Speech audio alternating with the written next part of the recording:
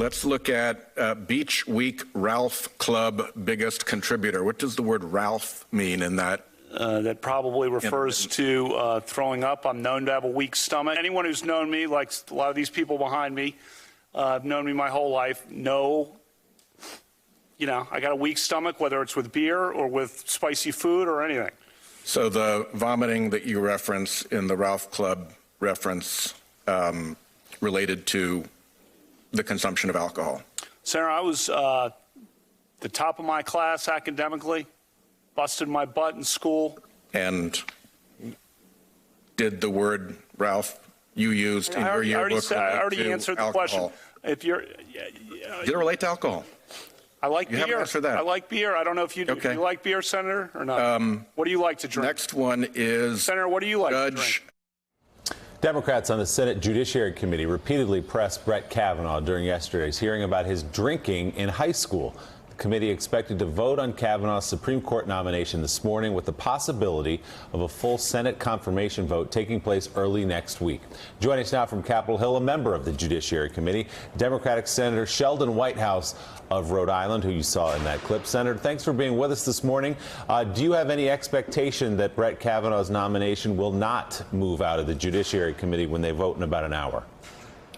I don't at this point. I think they rallied from Dr. Ford's quietly devastating testimony yesterday with that display of what somebody called tribal belligerence, waving the bloody partisan shirt and rallying everybody to the flag. And I think for their purposes, it worked. And we'll see whether the American people thought that was a fair way to treat Dr. Ford and the issue of whether or not she was sexually assaulted by this man they want to put on the Supreme Court. So that means, Senator, that Jeff Flake would have to vote yes to get it out of the Judiciary Committee. Have you spoken to him about his vote? I have not. You called last week, Senator, that we go back to square one and have an FBI investigation of all of this. Do you still feel that way after yesterday's testimony from both Dr. Ford and Judge Kavanaugh? Without a doubt. The most basic thing that an alleged victim of sexual assault is entitled to is a sincere and thorough investigation of her claims. And they shut down the FBI background investigation that would have allowed that to happen. They contented themselves with things like a lawyer's letter from the accomplice alleged to be in the room during the assault. Now, imagine for a second that there was a third person in the room with President Clinton and Monica Lewinsky. Do you think that Kavanaugh would ever content himself with a lawyer's letter from that person? Of course not. You'd investigate fully, you'd cross-examine, you'd get FBI agents out there, you'd issue subpoenas.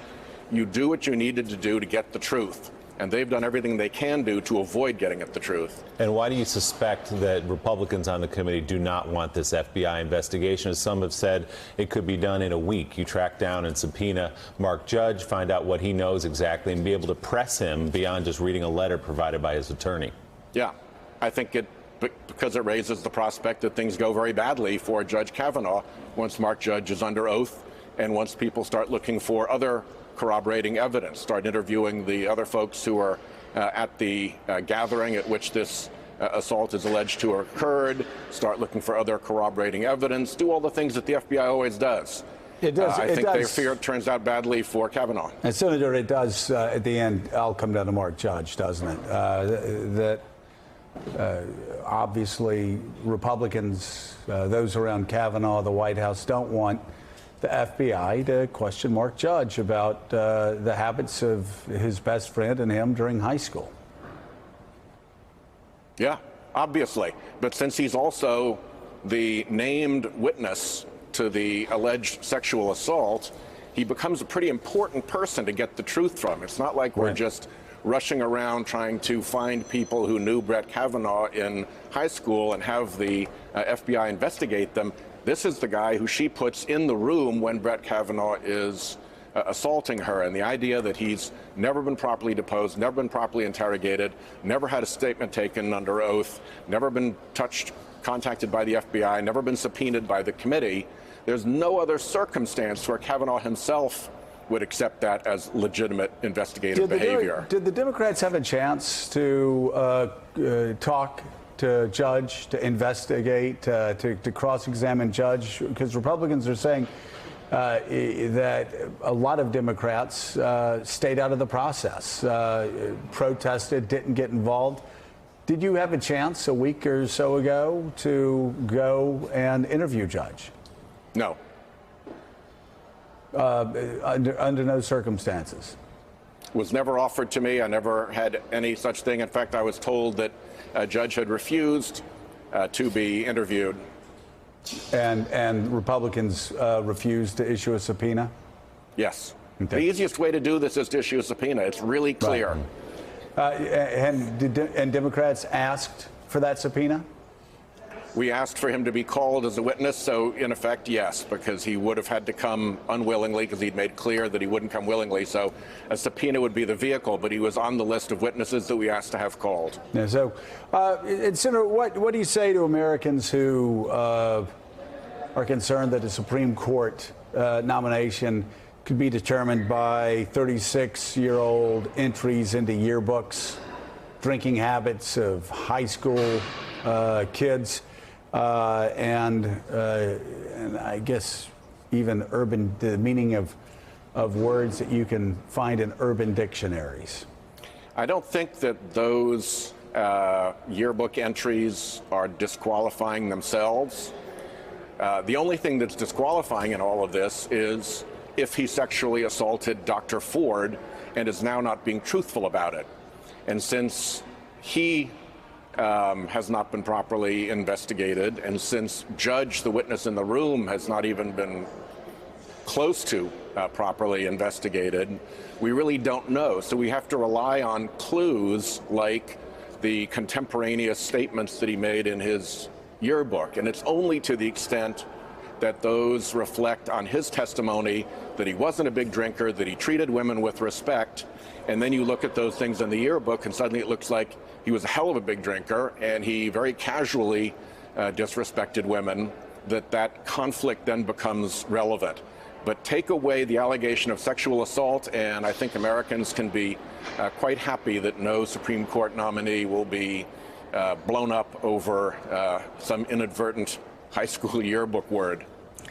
So, Senator, this is Joyce Vance. This is not a criminal trial. There's no effort to prove guilt beyond a reasonable doubt here. What's the standard that senators use in making their decision about who to believe and how to vote? It's up to each senator, actually. There's nothing in the Constitution that puts a burden of proof with regard to advice and consent.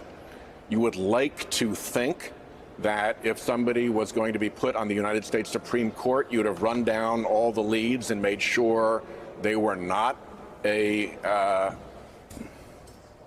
molester, basically, in their youth, and that they had not lied about that. And we find that out with a proper investigation. But the extent to which people hang their vote on a particular standard is entirely up to them. And at this point, after yesterday's display, I think it's gone almost totally tribal. Senator Susan Del Percio here. I actually agree with that statement about going tribal. But should Judge Kavanaugh come through this hearing and become a Supreme Court justice, would you support impeachment hearings on him? I think that Ms. Ford and the other women who've come forward are entitled to what every woman who comes forward is entitled to, which is a proper and thorough investigation. Oh, I agree with you, So far, Senator, they have been denied that. I agree with you. So that would be the first step that you would want to undertake. I don't think we need to talk about impeachment until we find out what happened. And so I do think that even if he goes onto the court, first of all, I think we're kind of honor-bound to try to get to the actual facts here. And second, over time, the real facts have a funny way of coming out. So I think the hourglass is running on Brett Kavanaugh in terms of the truth eventually coming out. Senator, as you know, Dr. Ford's letter was sent to Dianne Feinstein on July the 30th. Senator Feinstein's office referred to the FBI on September the 12th. Was it a mistake for Senator Feinstein to sit on that letter that long? Perhaps But you have to understand that you are dealing with a woman sexual assault victim who testified yesterday that she had ardently asked Diane to keep it private. And How did when it you get look at the public way, then, Senator? as best I can tell, Dr. Ford had told sufficient people in her circle who might have told others that press in California began to ask her questions and follow her around.